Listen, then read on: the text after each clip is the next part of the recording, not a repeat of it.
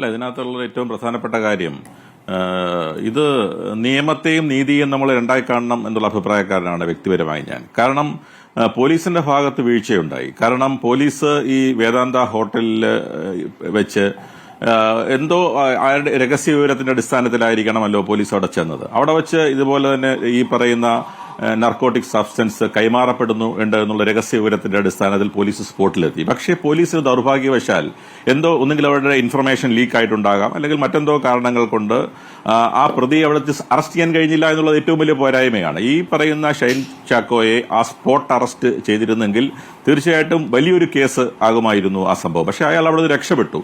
പക്ഷെ രക്ഷപ്പെട്ടു എങ്കിൽ ഇപ്പോൾ ഈ കേസ് എടുത്തത് നന്നായി എന്നുള്ള അഭിപ്രായക്കാരാണ് ഞാൻ. കാരണം ഇന്ന് അയാളെ ഇപ്പോൾ വെറുതെ ചോദ്യം ചെയ്തിട്ട് വിട്ടയച്ചിരുന്നുവെങ്കിൽ അത് സമൂഹത്തിന് വലിയ തെറ്റായ ഒരു മെസ്സേജ് ആയിരിക്കും നൽകുന്നത്. കാരണം കേരളത്തിന്റെ ചരിത്രത്തിൽ ആദ്യമായ ഒരു കൊക്കെയിൻ കേസിലെ പ്രതിയാണ് അയാൾ. സിനിമ ആണെന്നുള്ളത് അവിടെ ഇരിക്കട്ടെ.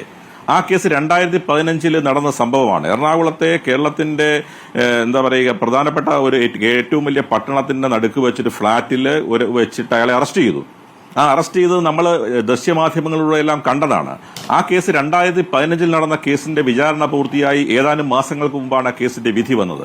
സാങ്കേതികമായ കാരണങ്ങളാൽ, അതായത് ഏറ്റവും ബ്രീഫായി പറഞ്ഞാൽ സെക്ഷൻ 50 എന്ന് പറയുന്നത് NDPS ആക്ടിലെ ഏറ്റവും പ്രധാനപ്പെട്ട ഒരു കാര്യമാണ്.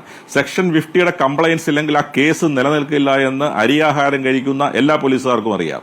ആ കേസ് സെക്ഷൻ 50യുടെ കംപ്ലയൻസ് എന്ന് പറഞ്ഞാൽ ഗസറ്റഡ് ഓഫീസറിന്റെ സാന്നിധ്യത്തിൽ ഒരു കേസ് കോൺട്രാബാൻഡ് ഉള്ള ആളിനെ പരിശോധിക്കണം, അല്ലെങ്കിൽ ഗസറ്റഡ് ഓഫീസർ പരിശോധിക്കണമെന്നുള്ള ആ മാൻഡേറ്ററി പ്രൊവിഷൻ കംപ്ലൈ ചെയ്യാത്തതുകൊണ്ടാണ് കോടതിക്ക് എന്ത് ചെയ്യാൻ കഴിയും?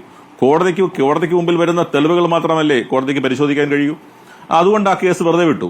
അങ്ങനെ വെറുതെ വിട്ട് ഏതാനും ദിവസങ്ങൾ കഴിഞ്ഞപ്പോൾ തന്നെയാണ് ഈ പറയുന്ന സിനിമാ നടൻ നമ്മുടെ സമൂഹത്തെയാകെയും നമ്മുടെ നിയമ സംവിധാനത്തെയും വെല്ലുവിളിച്ചുകൊണ്ട് ഇത്തരത്തിൽ വീണ്ടും ഒരു ഇതിൽ ഇടപെടാൻ കഴിഞ്ഞു എന്നുള്ളത്. അതിൽ പോലീസ് ഇപ്പോൾ ഒരു കേസ് എടുത്തിരിക്കുന്നു. ആ കേസ് ഇപ്പോഴത്തെ ഒരു കേസിന്റെ മെറിറ്റ് വെച്ച് പരിശോധിച്ചാൽ ഇപ്പോൾ ഉള്ള അവൈലബിൾ മെറ്റീരിയൽസ് വെച്ചിട്ട് അദ്ദേഹത്തിന് ആ കേസ് എത്രത്തോളം സ്റ്റാൻഡ് ചെയ്യുന്നുള്ളതിനൊക്കെ എനിക്ക് ഒരു സംശയമുണ്ട്. കാരണം 27ഉം 29ഉം വെച്ചാണ് NDPS ആക്ടിലെ പ്രൊവിഷൻ വെച്ചാണ് കേസ് എടുത്തിരിക്കുന്നത്. 27 നമുക്കറിയാം കൺസ്യൂമിംഗ് നർക്കോട്ടിക് സബ്സ്റ്റൻസ് എന്നുള്ളതാണ്. കാരണം ഏത് തരത്തിലുള്ള നാർക്കോട്ടിക് സബ്സ്റ്റൻസും, അത് കൊക്കൈൻ ആയാലും ശരി, മെറ്റാമോർഫിൻ ആയാലും ശരി, ഈ പറയുന്ന MDMA ആയാലും ശരി, അതെല്ലാം നിരോധിക്കപ്പെട്ട ബാൻഡ് ഐറ്റമാണ്. അതിൽ ഏത് ക്വാണ്ടിറ്റി, സ്മോൾ ക്വാണ്ടിറ്റി ആയാലും ശരി, ഒരു സിഗരറ്റിൽ ഫില്ല് ചെയ്യാവുന്ന ക്വാണ്ടിറ്റി ആയാലും ശരി, അത് ഒരാൾ പ്രൊസസ് ചെയ്യുന്നത് ഒഫൻസാണ്. ആ ഒരു ഒഫൻസാണ് 27 എന്ന് പറയുന്ന ഒഫൻസ്. 29 എന്ന് പറയുന്നത് ഈ പറയുന്ന അബറ്റ് ചെയ്യുക, അല്ലെങ്കിൽ നമ്മൾ കോമൺ ഇന്റൻഷൻ, IPCയിലെ കോമൺ ഇന്റൻഷന് ഏറെക്കുറെ സമാനമായ ഒരു പ്രൊവിഷനാണ് 29. അപ്പൊ അത് ഈ ഏതാണോ മേജർ ഒഫൻസ്, ആ ഒഫൻസിനെ കോറിലേറ്റ് നിൽക്കുന്നതാണ് 29. അതുകൊണ്ട് തന്നെ ഈ 27 എന്ന് പറയുന്നത് സ്മൃതി ഇവിടെ ശരിയായ രീതിയിൽ സൂചിപ്പിച്ചതുപോലെ വളരെ ദുർബലമായ ഒരു കമ്പാരിറ്റീവ്ലി ചെറിയൊരു ഒഫൻസാണ്. അതിന്റെ punishment, maximum punishment which may extend to 6 months, which may extend to, അതിലും കുറച്ച് ശിക്ഷിക്കാം കോടതിക്ക്. Which may extend to 6 months എന്ന് പറയുന്ന പണിഷ്മെന്റ് മാത്രം വരുന്ന ഒരു കേസാണ്. അത് മാത്രമേ ഉള്ളൂ. പക്ഷേ ലഹരി ഉപയോഗിക്കാൻ പ്രേരിപ്പിച്ചു എന്നത് തെളിയിക്കേണ്ടതുണ്ട്. പ്രേരിപ്പിച്ചു എന്നൊക്കെയുള്ളത് ഇനി അങ്ങോട്ട് തെളിയിക്കേണ്ട കാര്യവുമാണ്.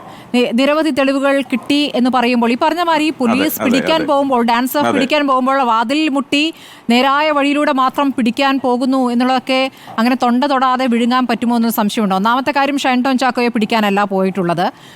മറ്റൊരാളെ തിരഞ്ഞു പോയപ്പോൾ ആ പേര് രജിസ്റ്ററിൽ കണ്ടപ്പോൾ അങ്ങോട്ട് കയറി എന്നൊക്കെയാണ് പറഞ്ഞത്. ഇത്രയും ശ്രദ്ധയില്ലാതെയാണോ ഇത്തരം കേസുകൾ കൈകാര്യം ചെയ്യുന്നത്? ഒരു തവണ പറ്റിയ വീഴ്ചയാണ്, വീണ്ടും തുടർച്ചയായി ആ രൂപത്തിൽ സംഭവിക്കുന്നു എന്ന് വേണമെങ്കിൽ സംശയിക്കാം. ഞാൻ വരാം.